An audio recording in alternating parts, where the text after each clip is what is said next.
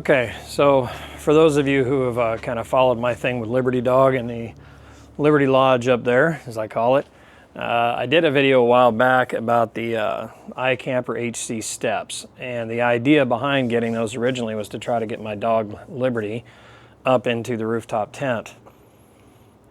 That didn't go so well. Yeah, watch that video. I did take her camping in it once, and I did get her up there, not the ideal way. So trying to wrestle that big old dog up there who's like a flopping spaghetti noodle was not fun. Once she was up there, she was completely relaxed and fine. So that tells me she's not afraid of heights. It was just getting up those steep steps. So I like the steps. I mean, they're nice because you got somewhere to set your shoes, and you know, it's a little more stable going up the ladder. I really like them, but that didn't solve my problem of getting my dog up there. So a little MacGyverism kind of took place. Thought about it for a while, and kind of what so I looked at the angle of what I would need, that I would think, just top of my head, the steeper, the less comfortable the dog's going to be, the more, you know, mellow of a slope, possibly she might be a little more comfortable. So I got out the tape measure, did some math, whatever, and I came up with about 12 to 16 feet looked acceptable to be fairly relaxed. And yeah, I know that could be a problem depending on where I park the car. I have thought of that. However, something's better than nothing. So I started looking around online for ATV ramps, motorcycle ramps, things like that, and they come like 6, 8 footers, doubles, singles, all these different things. And I finally did run across a 16-foot single ramp. I thought, oh wow, there it is, $1,700. It's like more than I paid for the tent. So that just didn't seem like a viable solution for me. So I had to come up with a different plan. So MacGyverism 101. So what I did is I started thinking other ideas, and one of the options I came up with was a 16-foot extendable ladder, you know, that kind of goes ding, ding, ding, ding, on up like that, whatever you call those. And so I kind of went on the hunt for a dirt cheap one. Ultimately, I found a guy on my local Craigslist who had a ladder for sale for 75 bucks.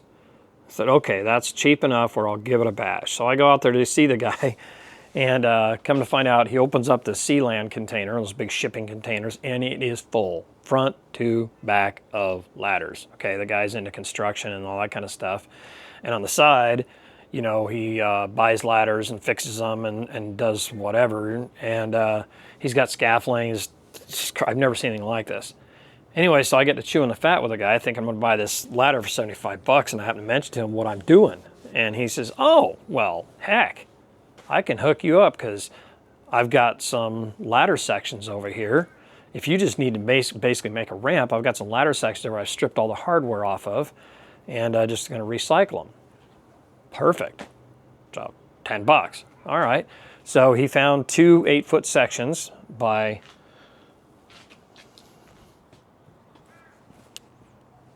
Louisville. Guess they make ladders. And anyway, so it was 2 8-foot sections, and they did slide together, but all the hardware was gone, and which didn't matter to me because the hardware that is left, riveted on the ends, I'll show you here in a minute, that part is, oddly enough, precisely what I needed. So I'm going to take you over here and kind of show you what I came up with. So on my Roof Nest Falcon, it comes with these tabs right here. Okay, and there's usually a little silver bar. I'll show you over here. So these are what I'm talking about. And these 2 tabs right here are where you hook your normal ladder that goes up into the rooftop tent when you open it, okay? Well, as it turns out, I got lucky in this case. And on this side, where I have the awning, okay, where I have the awning, up underneath there, down that channel way down in there, were 2 more. And so what I did is I took those off and I moved them to the back. And now what I did have to do is I had to hone these holes out ever so slightly. I mean, hardly at all. The bit just kind of went right through and cleaned up those holes a little bit. And the reason why is because on the ladder itself, it has these. Get that out of the way. There we go. All right. It has these, okay? And lo and behold, these fit inside of, width-wise, they fit inside of this. So then I just needed a way to attach that. That's where these came in. So I got these over at Home Depot. Okay, they're just long pins. I got them over in the trailer section. It's got a cable with the little, you know, keeper thing on it. And so the idea here is, so you put the ladder up there and you run this pin through there, through the ladder, and then you can take this keeper and you put it through there and lock it on, and you don't lose anything. So it sits like that when you're all said and done, one on each side. Okay, and that fit really good. So let me get this thing up here and I'll show you how this looks. So what I do is I take those two pins and I stick one up here and one up there. And these right here, I'll show you what those are for in a minute. Are they necessary? I'm not quite sure, but you know, I don't mind being a little safe about it. So I'll show you those in a minute. So basically, what I did was, as I took some 1/4-inch plywood, and I screwed it down to every rung. I drilled through the 1/4-inch plywood, used some self-tappers. I think they used 1 1/4 inch, and into every rung. So there's 2 screws in every single rung. And then I put some outdoor adhesive on here and trimmed this fake grass stuff. I picked this one because it looks like moss and it's not that long stuff, all furry. And you also need to have room for the plywood and the carpeting to be able to slide, okay? So anyway, I just bring this up here, like so. Grab the pin.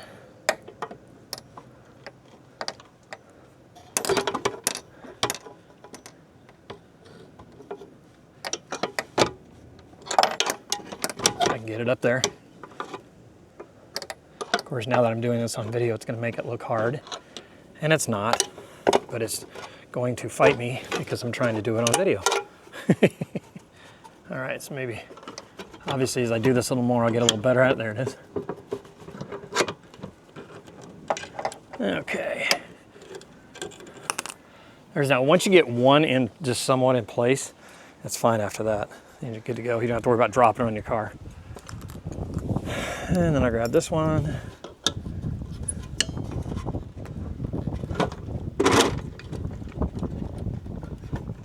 The things we do for our dogs, huh? There we go. Okay. So I don't think I'll worry about putting the keeper pins in just yet. Those are just do I have to have them? Probably not. But I want them available for when the dog's going up and down there. So anyway, I just slide those pins in and it's good to go. Let me clip that on there so I didn't scratch my car up. I don't want to unnecessarily scratch my car up. I know it's going to happen, and it already has, but there we go. Okay, so now that's pretty solid. Then you just take this part, tilt it up because it can pivot on those hinges, on those pins, and I bring it on down.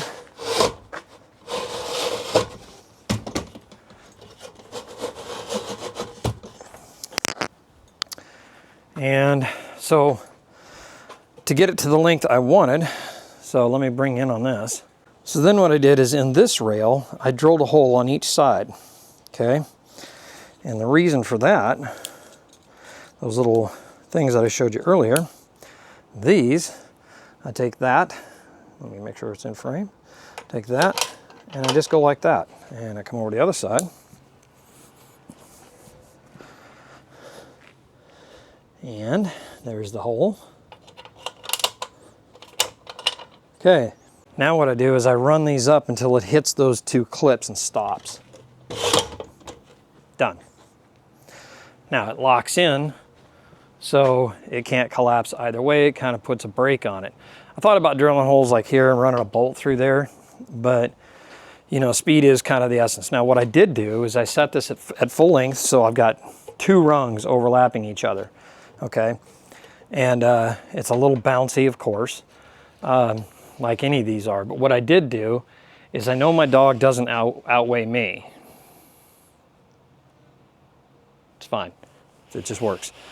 And so what I did is I put this on the tailgate of my truck, and then I took and walked up and down the ramp, thinking, okay, if it's gonna buckle or bend or do something crazy, I wanted to do it on me and not my dog. So I just had it up on the tailgate and just walked up and down. That was before I put the wood and all that stuff on it. And so it would have been less, you know, flexible or more flexible that way. So that's what I did. And I didn't have any problems. And so there it is. So I'm hoping that what the idea here now is going to be is to take this in its extended position like this. And I want to take this in the backyard, and I want to have it land flat on the ground, and I want to train Liberty to walk up and down this, getting used to the feel of the fake grassy, mossy stuff. And maybe the little, I don't know if she weighs enough to flex the wood in between the rungs or not. I don't know that yet, but whatever. I want her to get the feel of this and lose any fear of it.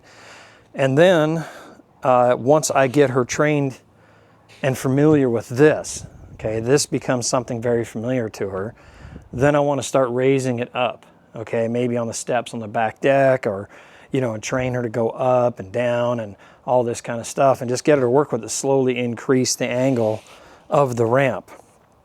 Now, one thing I do know is Liberty loves to be right next to me, and I'm going to use that to my advantage, because at some point I'll have to hook this up just like this, pop up the rooftop tent, and hopefully by then she'll be familiar with this and is able to follow me up the ramp. Even if I come in on the side over here where my steps are and I get up inside there, I'm hoping by then she'll be comfortable and realize this is her ramp. So she can get up here and walk right up into the tent through the front window. That's kind of the plan. If this doesn't work, then I haven't lost much. I'm only into it for just under 50 bucks for the whole project. That includes the cost of the grass, the pins, the adhesive, the ladder itself. I mean, everything all in. So, you know, I'm into it for just under 50 bucks. That's a whole lot less than $1,700. I'm willing to give it a bash. And if it doesn't work, well, then I guess we go shopping for a CH-47 Chinook and we learn how to airdrop that dog right in through the window. I do know how to sling load. Anyway, so that's kind of where I'm at. So I think what I'll do is just kind of let y'all know what I'm doing with Liberty and giving it a bash, and we'll see how that plays out. So wish me luck. Dana Price, LibertyDog Productions. See you out there.